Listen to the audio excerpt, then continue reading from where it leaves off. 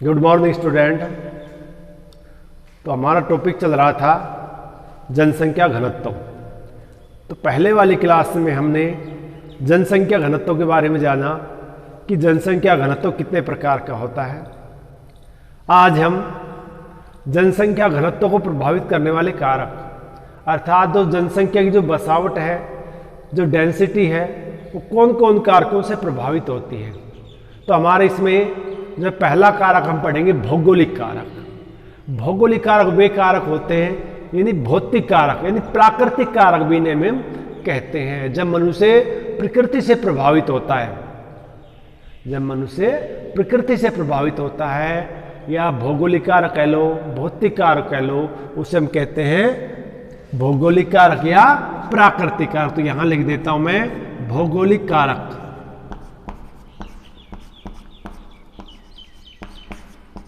भौगोलिक कारक या प्राकृतिक कारक।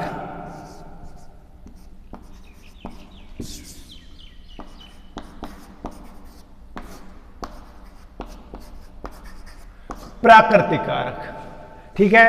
अब भौगोलिक कारक में तो 4-5 कारक आते हैं। इसमें पहला कारक जो है हमारा वो है स्थिति।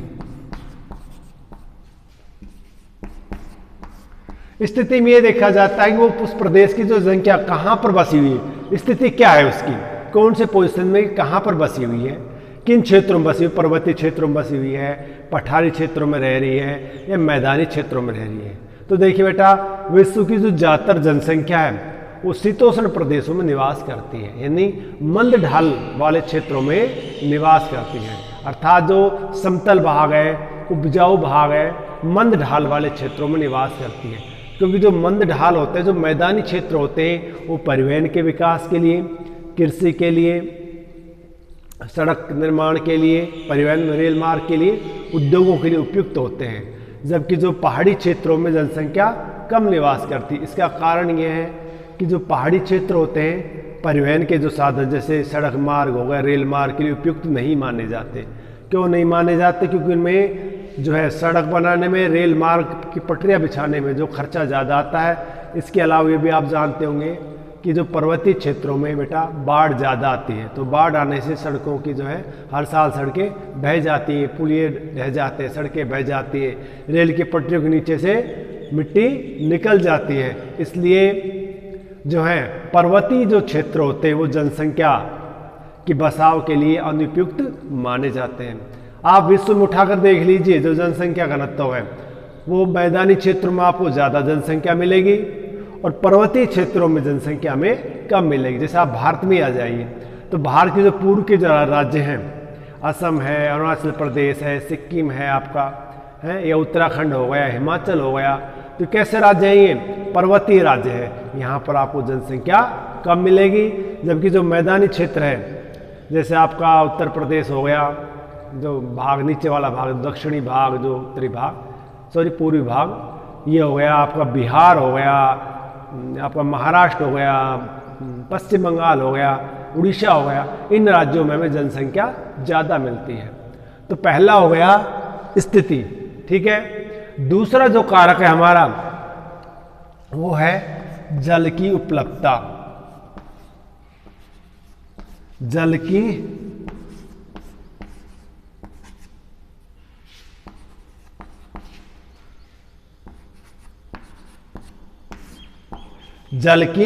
उपलब्धता।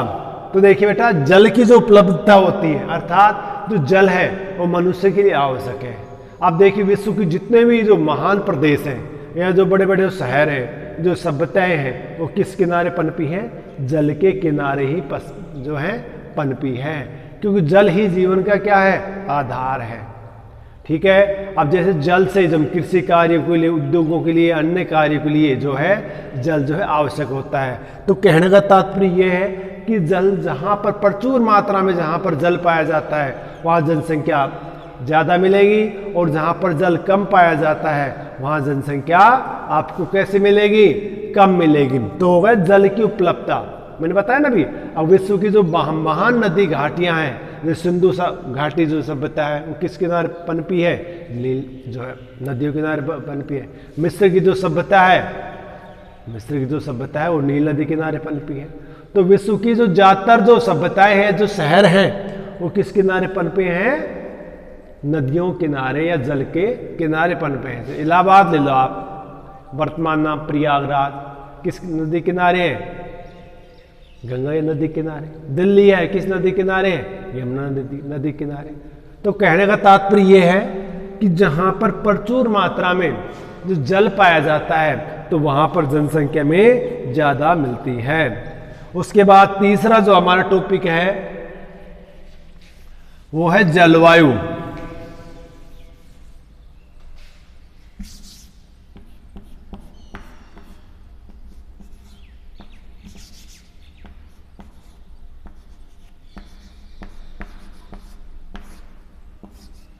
देखिए बेटा, जनसंख्या जो लोग हैं वो जलवायु से भी बहुत ज़्यादा प्रभावित होते हैं। जहाँ सुहानी स्वास्थ्यप्रद जलवायु पाई जाती है, जो स्वास्थ्य के अनुकूल होती है, या जहाँ पर ज़्यादा मौसमी परिवर्तन नहीं होते, वहाँ पर जो है जनसंख्या ज़्यादा पाई जाती है। और जहाँ पर प्राकृतिक आपदाएं आती हैं, जहाँ मौसमी ज़्यादा परिवर्तन होते हैं, वहाँ पर आपको जनसंख्या कम मिलेगी। ठीक है, जैसे भूमध्य रेखा की जो आसपास जो क्षेत्र हैं, भूमध्य सागरीय जो प्रदेश है, सुखद जलवायु के कारण वहाँ पर शुरू से ही जनसंख्या आपको ज़्यादा मिलेगी। तो ये हो गया हमारा जलवायु जो टॉपिक है। और जलवायु जो मनुष्य के जो है बसाव पर पूर्ण रूप से प्रभाव डालता है। जो कठोर जलवायु क्षेत्र है, अत्यधिक ठंडे क्षेत्र, अत्यधिक गर्म जो क्षेत्र होते हैं, वो मानव के लिए रहने लायक नहीं होते। जो बिल्कुल गर्म क्षेत्र या बिल्कुल ठंडे क्षेत्र, तो वो मानव के रहने के लिए अनुकूल नहीं होते। तो तीसरा कारक था हमारा जलवायु, और चौथा कारक है हमारा बेटा मृदाएं।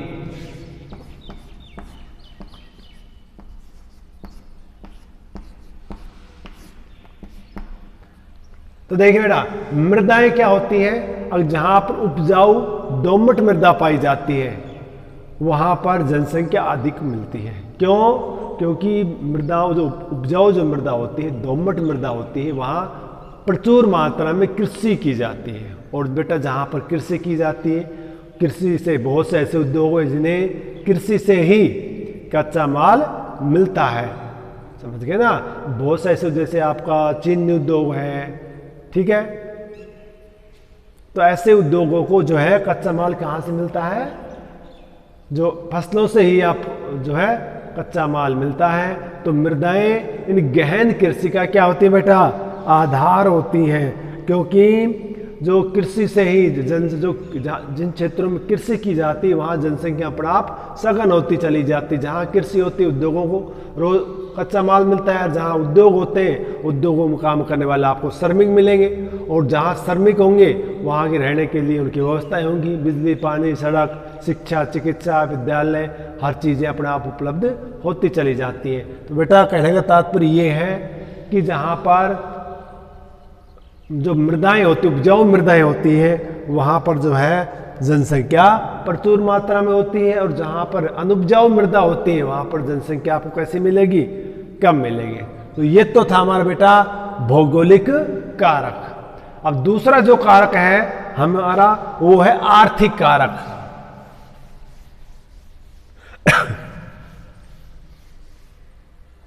दूसरा जो कारक था वो था आर्थिक कारक।